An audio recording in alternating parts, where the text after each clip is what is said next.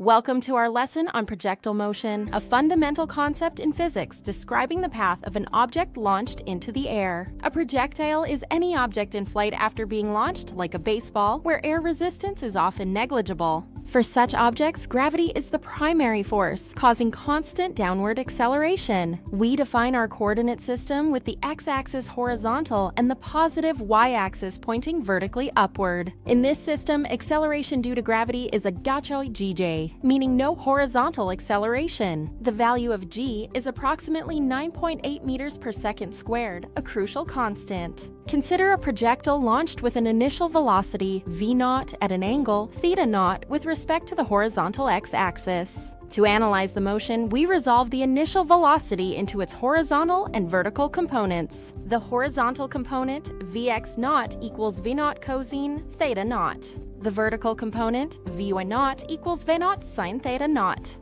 These initial components are crucial for determining the projectile's velocity at any point in time. At any given time t, the horizontal velocity vx remains constant, equal to v0 cosine θ0. However, the vertical velocity vy changes due to gravity, calculated as v0 sine θ0 minus gt.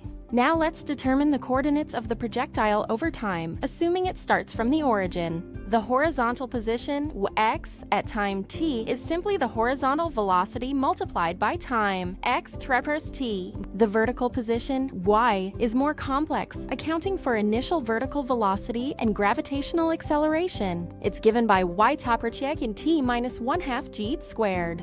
These two equations for x and y describe the projectile's position at any moment. Finally, we can derive the trajectory equation, which describes the actual path of the projectile. By eliminating time a from our x and y position equations, we get a single equation relating y to x.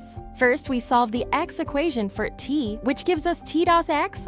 Substituting this expression for t into the y equation yields the trajectory. The trajectory equation is y φ sau x minus j times x squared, all divided by 2 times v0 cosine θ0 squared. This parabolic equation precisely describes the path a projectile follows under gravity. Understanding these equations allows us to predict where a projectile will land, its maximum height, and its flight time. From defining a projectile to deriving its trajectory, we've covered the core principles of projectile motion. Keep exploring physics, and you'll discover how these concepts apply to countless real-world scenarios.